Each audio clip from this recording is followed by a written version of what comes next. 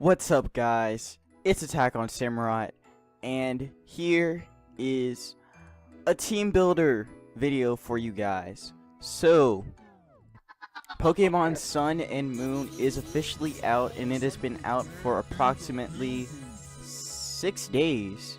So, it has been out for a week now, and I am loving the game. I actually got it on Saturday. Again, and I actually finished it last night as I'm recording this. So actually no, yeah, I pretty much finished it last night. Well, I finished it yesterday in the morning or in the afternoon. But Pokemon Sun and Moon is by far the best Pokemon game that has been out. I mean that has come out in recent years. This game was legit good and just fantastic. The story was good. Characters, story, characters, the new Pokemon that came, everything about it was just awesome. Everything about it is just awesome. So a little off topic, but I will be doing breeding stuff, doing battles from my 3DS, once I breed my stuff, and probably once Pokemon Bank comes out. Once Pokebank is open, which I've heard might be open in December or January. But that's not the point of this video. The point of this video is the competitive Gen 7 is competitive Gen 7 and in OU, since it's all new and stuff. So here's this team that I actually made, and this team has been putting in the work for me for a while now. I actually just got up to the 1300s with this team, so this team definitely knows how to pack a punch, and I mean that literally. So anyways, let's get into the team builder. Oh yeah, by the way, I drew this, just so you know. But anyways, so the team is actually called, hold up, I made a name for it, but I basically call this team, New Gen Shell Smash Turtonator. So basically, the whole purpose of this team is for my mons to set up for Turtonator, and then Turtonator just sweeps. So first one we're going to be talking about is Greninja, holding a Focus Sash with the ability Battle Bond, and it is pretty much a suicide lead Greninja with Spikes, Scald, Dark Pulse, and Ice Beam. Oh yeah, by the way, since this is a new generation, Pokemon that were in Ubers like Greninja, Landorus Therian, Landorus Incarnate, Mega Mawile, Mega Salamence, Aegislash, all those mons are actually, in OU now, as of right now, to, I guess not add balance, but just to see where the metagame goes with them and the rest of the metagame as well. But basically, we have the liberty of using Greninja, so I'm just yay. So Greninja has Battle Bond, and it changes into Ash Greninja after it defeats a Pokemon in battle. So it's a pretty good ability for Greninja to have on this set. So basically, the whole purpose of Greninja is set up the spikes and then just die. Just get off as much damage on mons as possible. And since he'll be at Sash, and Greninja is somewhat powerful. It's not the best special attacker, but it's decent enough. So its moves are gonna do some damage. So yeah, but that's basically it. Scald, Stab, Dark Pulse has a chance of flinching. Plus my team is a little bit is somewhat weak to not really weak to Psychic actually. It's actually more weak to Ghost, so that's what Dark Pulse is there for. And Ice Beam to catch the dragons, and also to catch some of the Ultra Beasts like Guzzlord and Pheromosa, stuff like that. But basically, Ice Beam is just such an amazing move on Greninja to have.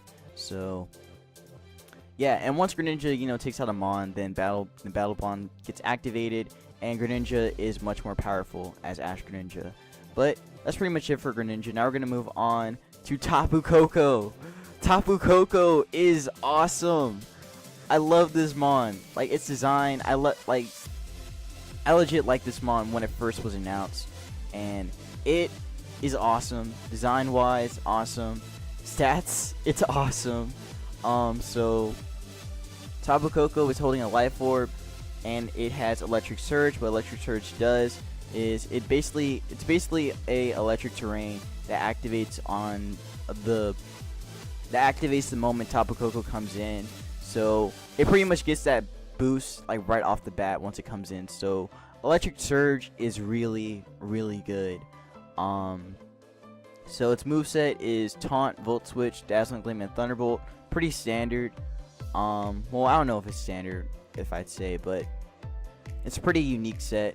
Taunt, because that stops some hazard users that may want to, come up. I'm trying to sound smart, but I really don't know what I'm saying. Because this is still a new meta, but basically it's just to stop, the hazard mons that may want to come up. Volt Switch, because again, it's very powerful with that electric surge. So once Tapu Koko switches out, gets off that damage, it's gonna hurt a lot. Dazzling Gleam, because that's stab and it hits, the dragons, fairies, not fairies, fighting types, stuff like that.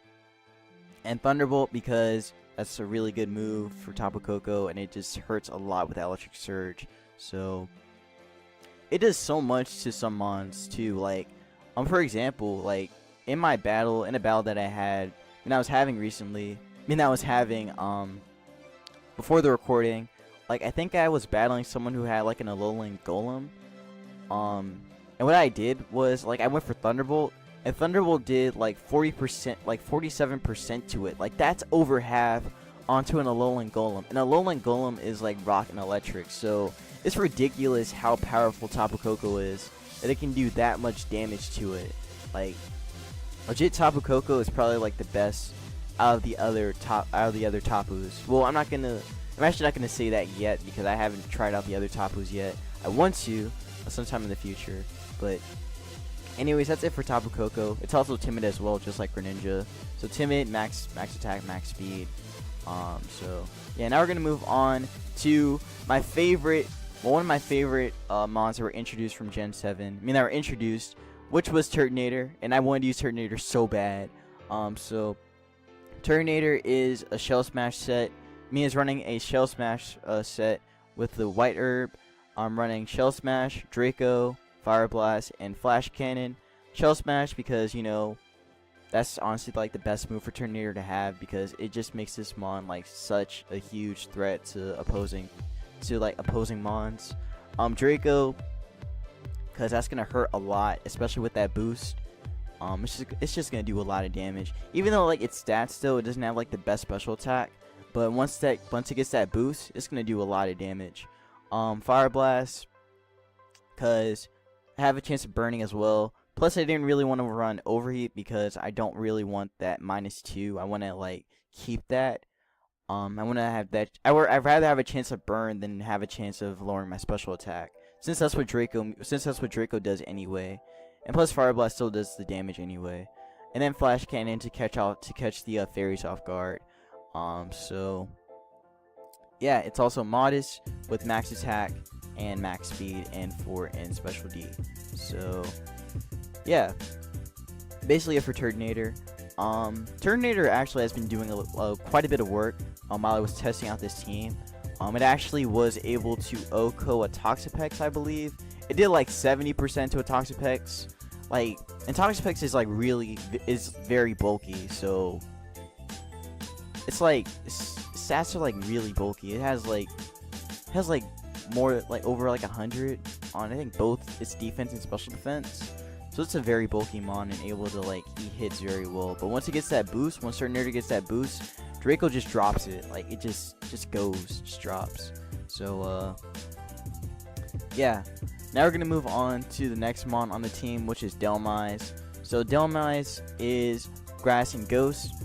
It's running an Assault Vest with Earthquake, Power Whip, Rapid Spin, and Shadow Claw. Earthquake, because that catches some of the electric types. That my team kind of has some trouble with, especially stuff like Tapu Kokos. Then they run around. Plus, it also deals with like what else? well, I know, like, okay, I haven't used like Earthquake that much, but crap, that's actually not the way I wanted to start off, but Earthquake is just a really strong coverage move for Dhelmise to have on the team. I mean to have, which covers quite a bit of weaknesses on my team. Then we have Power Whip. Strongest physical attack, strongest physical grass type move that Dhelmise gets. Does a lot. Catches the water types off guard. Since my team is actually pretty weak to water, so it's really good for having. So it's very good that I have Power Whip on that. Rapid Spin. I actually did not know that this mon got Rapid Spin, so I am so thankful that this mon gets Rapid Spin. So gets rid of the hazards that can come up on my team. This team actually does somewhat. Well, hazards aren't really like a big deal on the team.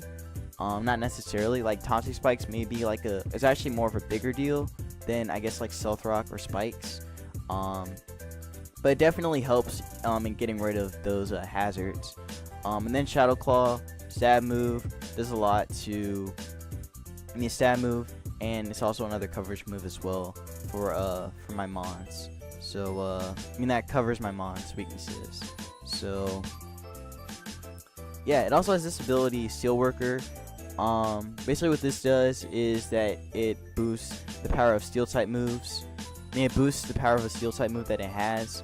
I actually originally had Heavy Slam on this over Earthquake, but I realized that, well, Earthquake is better because it covers more, and plus, I mean, Heavy Slam is a good move and all, but I don't really think it would fit Dhelmise. It will fit this set for Dhelmise. So yeah. Now we're gonna move on to the next mon on this team, which is Buzzwole, the Ultra Beast. So this mon is super bulky. Like, look at those stats: 107 in HP, 139 in attack, 139 in defense, and his speed is actually pretty decent too, 79. Like that is not bad speed at all for a bulky mon like this. So it gets bulk up, so its moveset. Well, actually, first it's a Lumberry. I mean, it's holding the Lumberry, so that way it doesn't have to get burned or anything like that. Bulk up.